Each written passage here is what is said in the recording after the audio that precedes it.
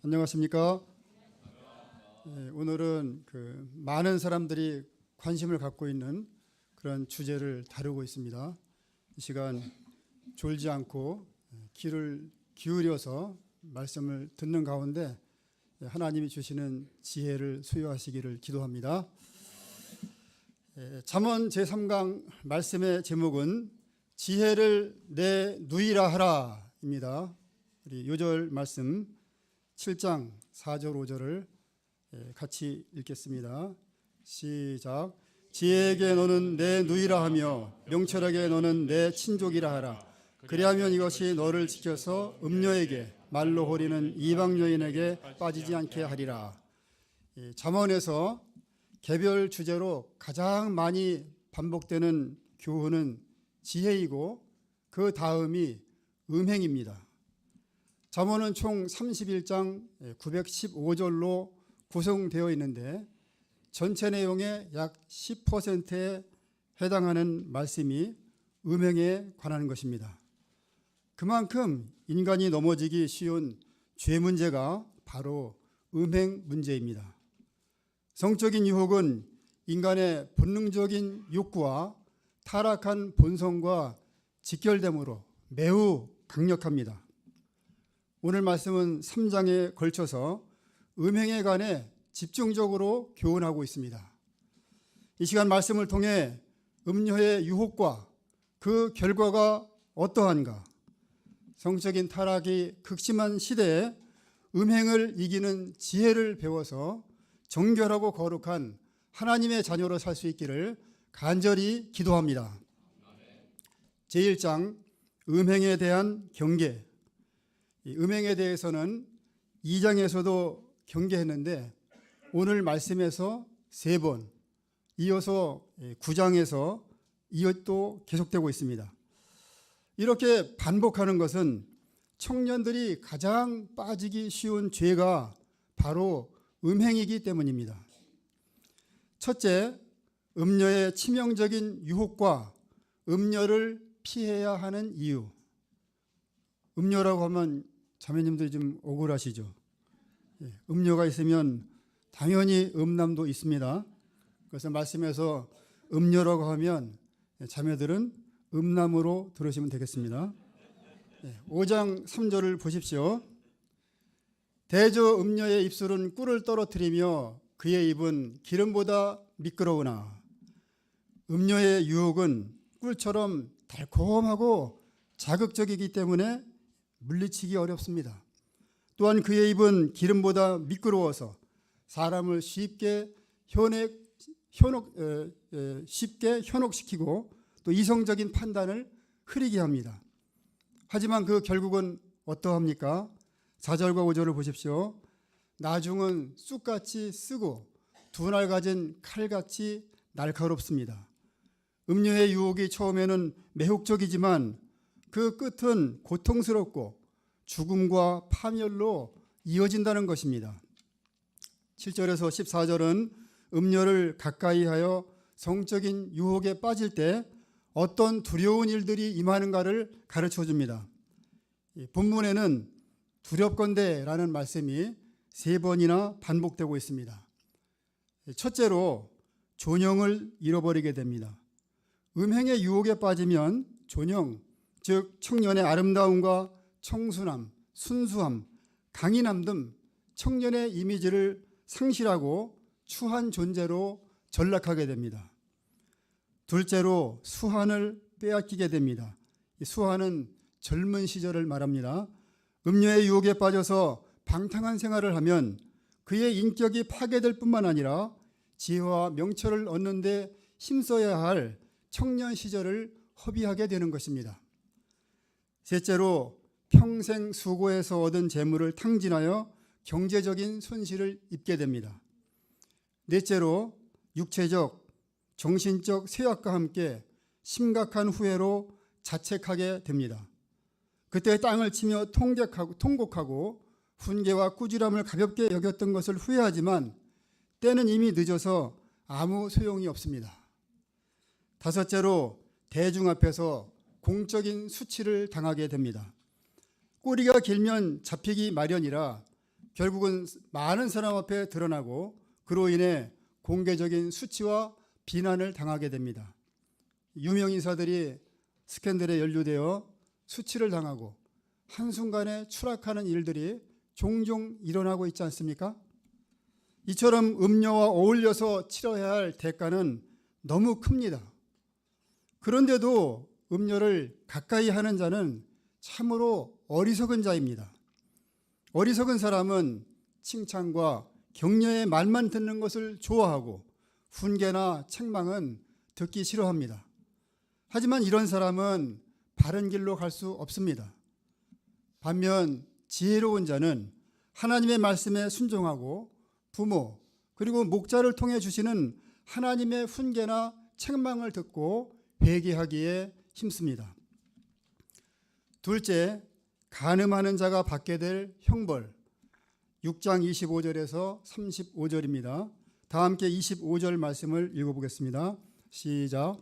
내 마음에 그의 아름다움을 탐하지 말며 그 눈꺼풀에 홀리지 말라. 여기서 탐하지 말라는 것은 호의를 가지지 말라는 뜻입니다. 누가 나에게 요염한 눈짓을 하며 지나치게 호의를 베푸는 행동을 한다면 어떻게 해야 됩니까? 덥석 받아야 됩니까? 단호하게 거절해야 합니다.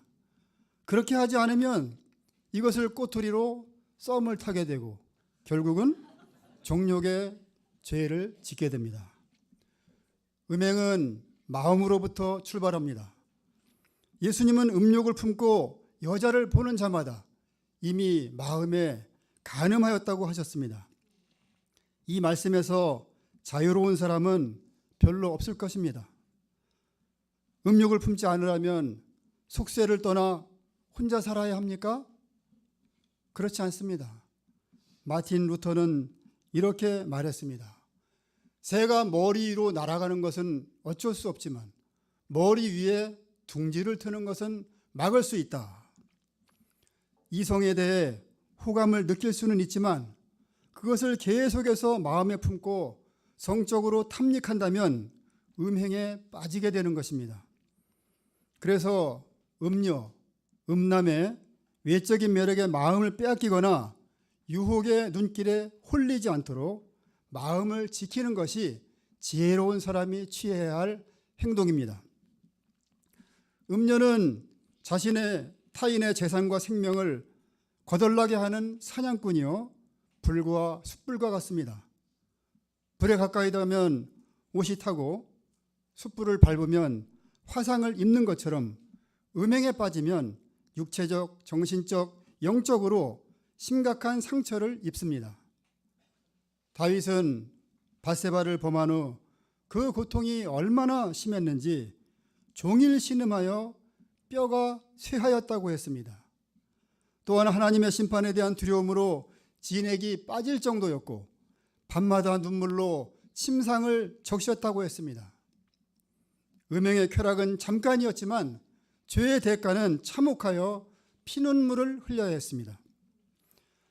29절에서 35절은 간음하는 자가 받게 될 형벌이 무엇인지 가르쳐 줍니다. 다 함께 29절을 읽어보겠습니다. 시작.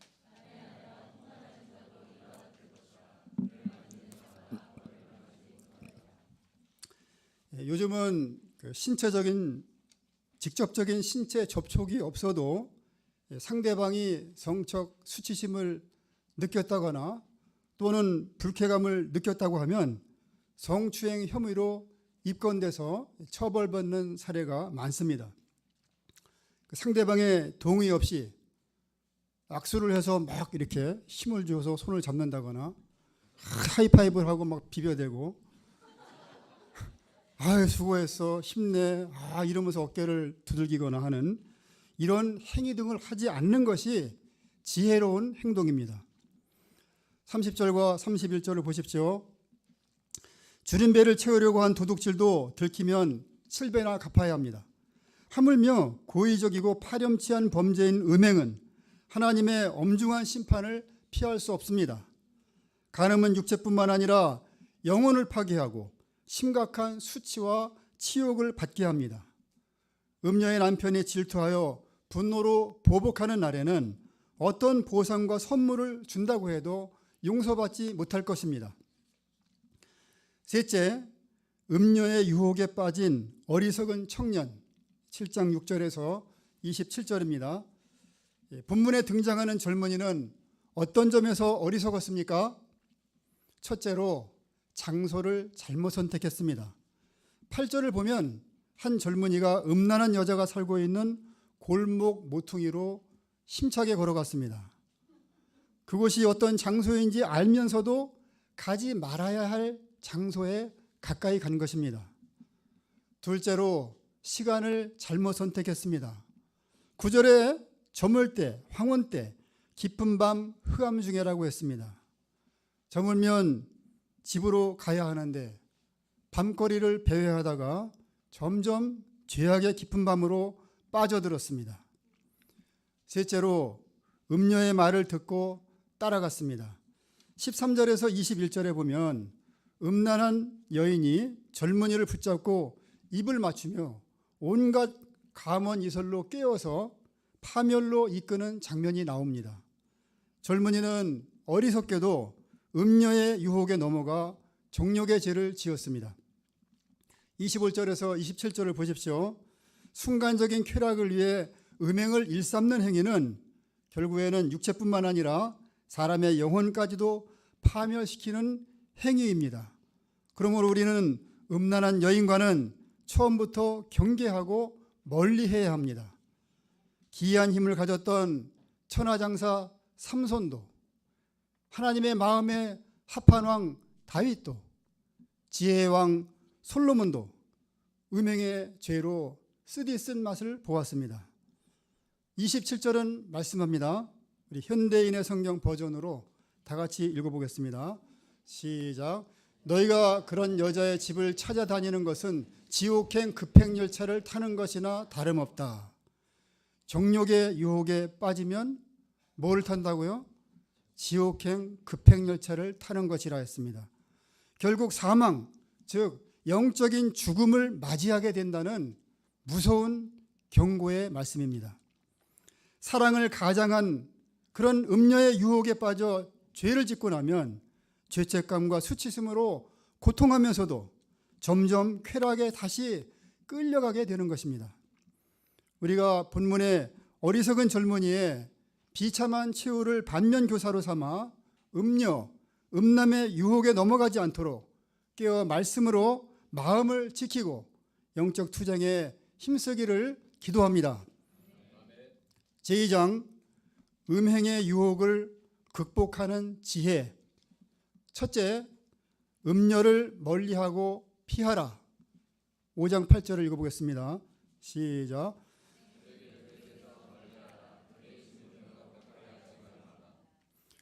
음녀의 유혹이 매우 집요하고 달콤해서 유혹을 물리치는 것이 정말 쉽지 않습니다.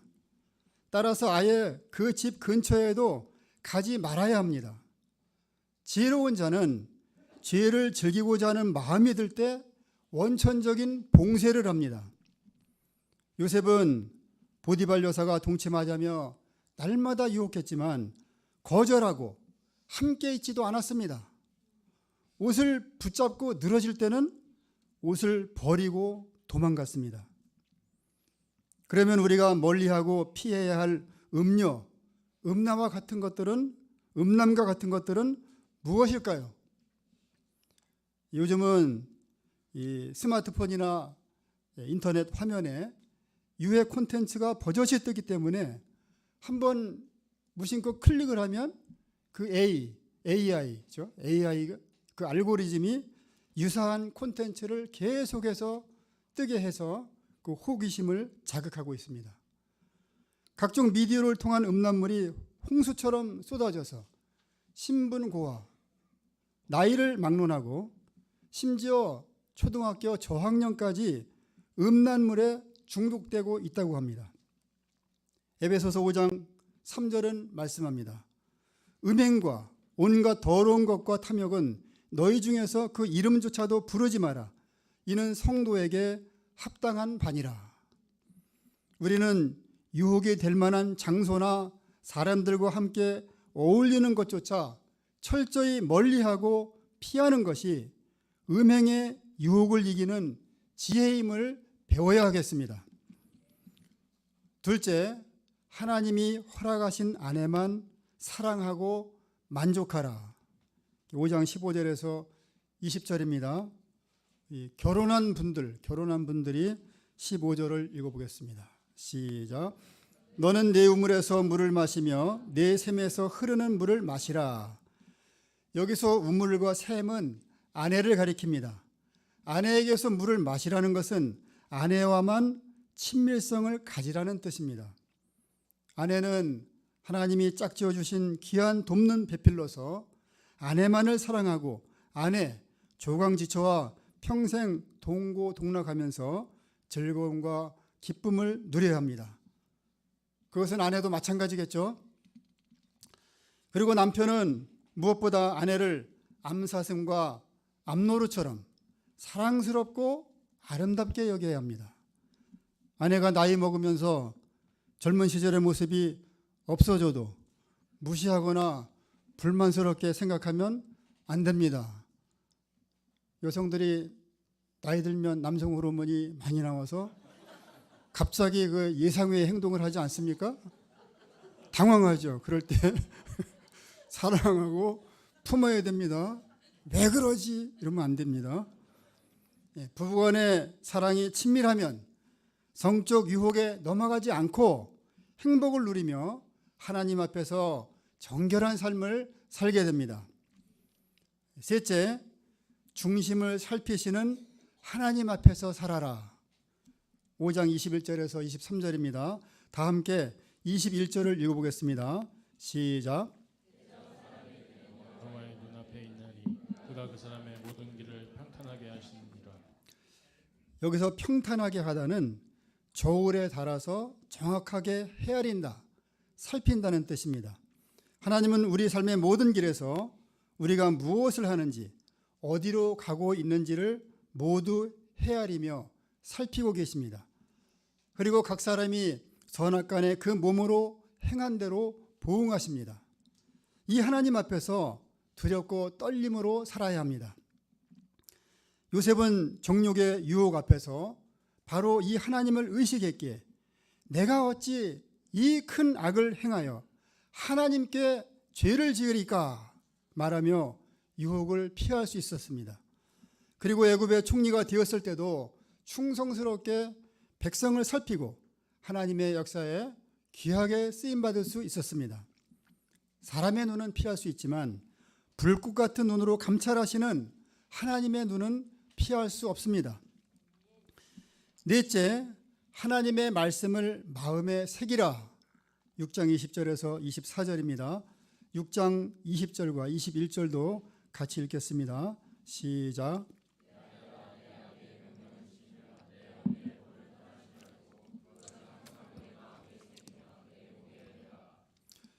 석공이 그 비석에 심혈을 기울여서 글자를 새기면 몇백 년이 흘러도 잘 지워지지 않습니다. 근데 가볍게 그냥 살짝 새기면 그 몇 년 못 가서 흐릿흐릿하게 지워지죠. 이처럼 우리가 하나님의 말씀을 반복해서 읽고 소감을 쓰면서 깊이 영접하고 순종하면 하나님의 말씀이 마음에 깊이 새겨집니다.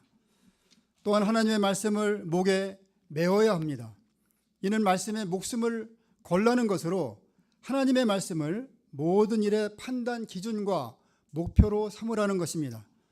이렇게 말씀을 마음에 새기고 목에 걸면 하나님의 말씀이 나를 인도해주고 항상 보호해 주시며 어디를 가든지 도와주십니다. 그리고 책임져 주시고 우리와 인격적으로 교제해 주십니다. 23절과 24절을 보십시오. 이 말씀도 같이 읽어보겠습니다. 시작.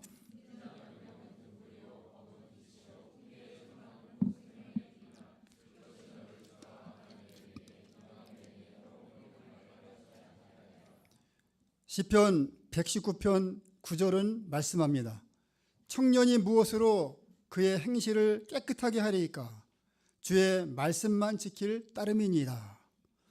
오직 하나님의 말씀을 지킬 때만이 빛 가운데 행하며 생명의 길을 가게 됨을 믿습니다.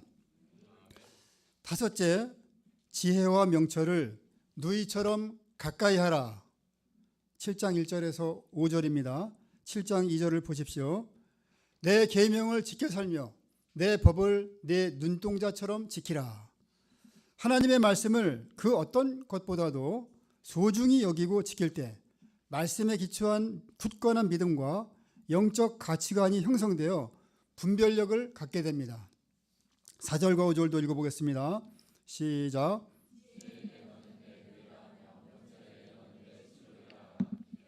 이것이 너를 지켜서 여인에게 말로 호리는 이방 여인에게 빠지지 않게 하리라. 이 말씀은 가족이나 친족을 대하듯이 지혜와 명철을 가까이 하고 사랑하고 친밀한 관계를 유지하라는 뜻입니다. 이를 위해 하나님의 말씀에 순종하고자 힘써야 합니다. 또한 자녀들과 양들에게도 힘써 가르쳐야 합니다. 이것이 내가 사는 길이요, 우리 자녀와 양들 그리고 다음 세대가 사는 길입니다. 우리는 지금 얼마나 말씀을 가까이 하며 살고 있습니까? 마치 쓴 약을 먹듯이 하거나 또 말씀이 나를 얽매이게 한다고 거리를 두고 있지는 않은지요. 말씀이 나의 방패요 검이요 힘인데 이를 지키지 않고 가까이 하지 않고 산다면 내 인생은 얼마나 위험한 인생이 되겠습니까? 우리 금요일 날 선교 보고하신 체코의 신한나 선교사님은 동역자가 48세 때 소천하자 하나님의 사랑에 대한 의심, 죽음을 주는 슬픔과 허무로 매우 힘든 시기를 보냈습니다. 하지만 그런 상황에서도 욥기를 여러 번 읽으면서 41장 1절 누가 먼저 내게 주고 나로 하여금 갚게 하겠느냐, 온 천하에 있는 것이 다 내 것이니라 말씀을 통해 하나님의 주권을 깊이 영접하게 되었습니다. 그러자 슬픔이 사라지고 체코 역사를 죽기까지 완주하겠다 이렇게 결단했습니다. 당시 식품 사업을 시작했는데 일주일에 2번씩 밤을 샐 정도로 바빴습니다. 그런 가운데서 선교사님을 살게 한 것은 하나님의 말씀이었습니다. 매주 금요일부터 주일 메시지를 깊이 쓰면서 말씀에 감동되고 성령의 충만함을 체험하게 되었습니다. 힘들면 하나님께 나가 부르짖어 기도하고 말씀을 친족처럼 가까이 했습니다.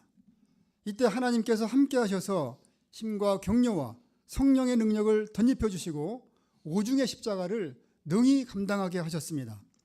매장도 6개로 확장되고 다른 나라에도 지경을 넓히게 하셔서 선교사들의 비자 문제와 물질 자립에도 도움을 주게 하셨습니다.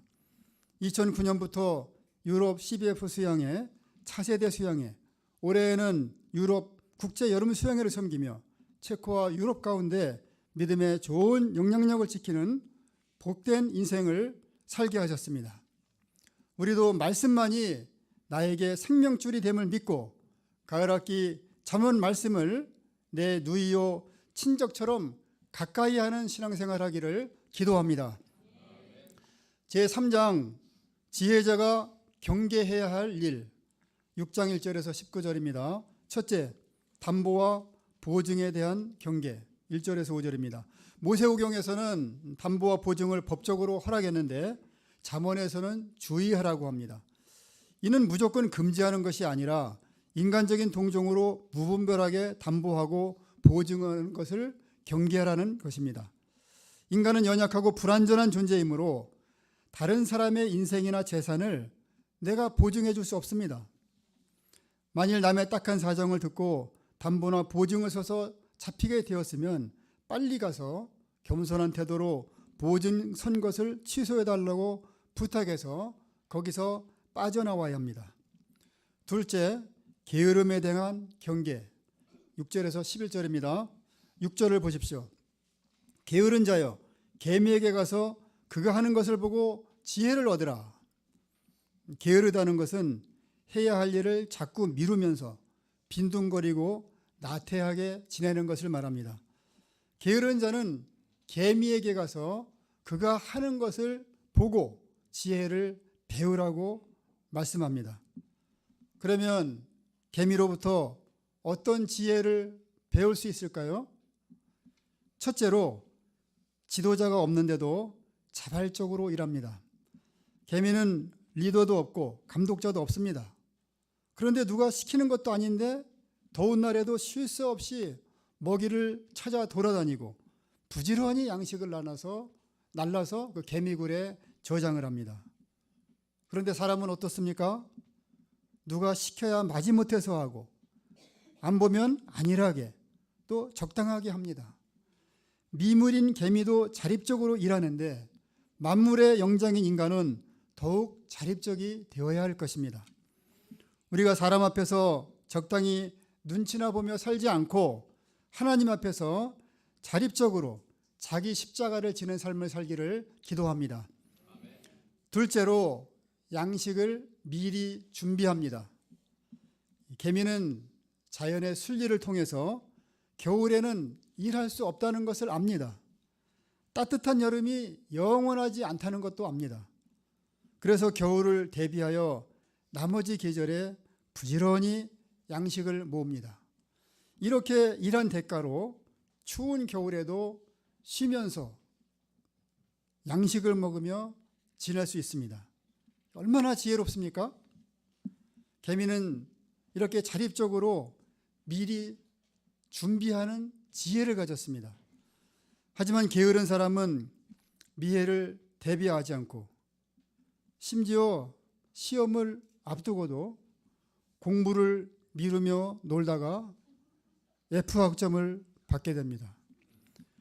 오늘 걷지 않으면 내일은 뛰어야 한다고 했습니다.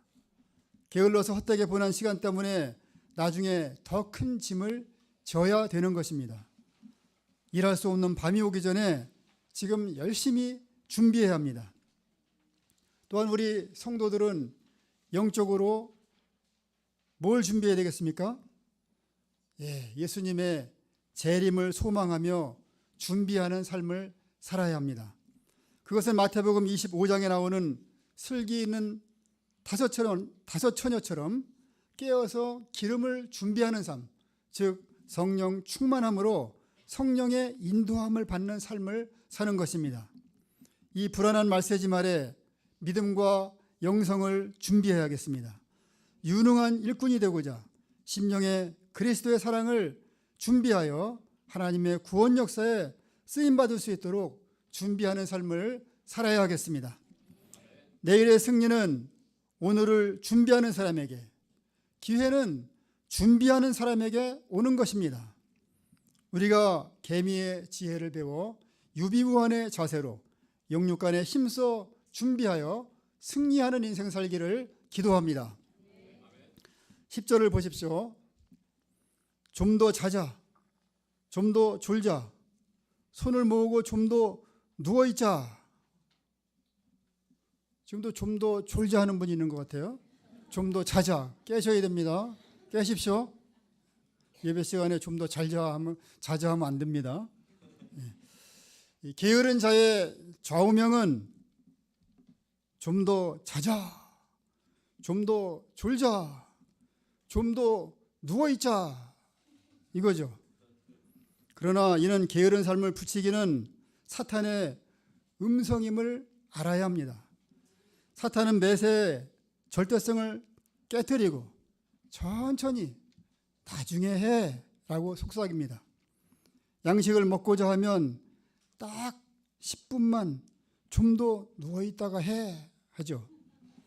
공부해야 하는데 딱 30분만 게임을 하면서 머리를 식히고 나중에 해 이렇게 하지 않습니까? 많이도 아니고 조금만 더 자고 조금만 더 눕자고 하기 때문에 조금이라는 그 단어에 쉽게 타협해 버립니다.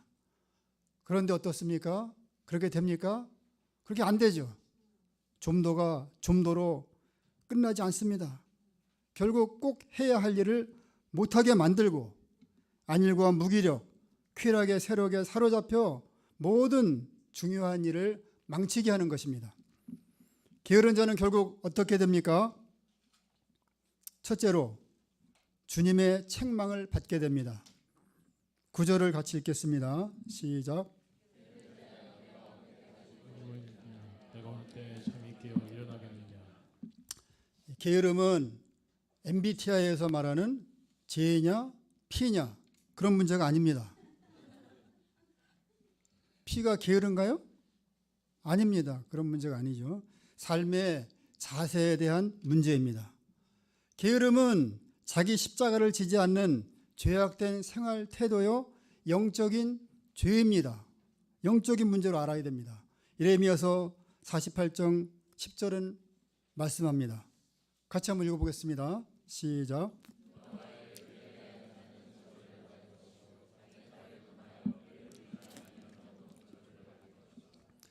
데살로니가 후서 3장 10절입니다.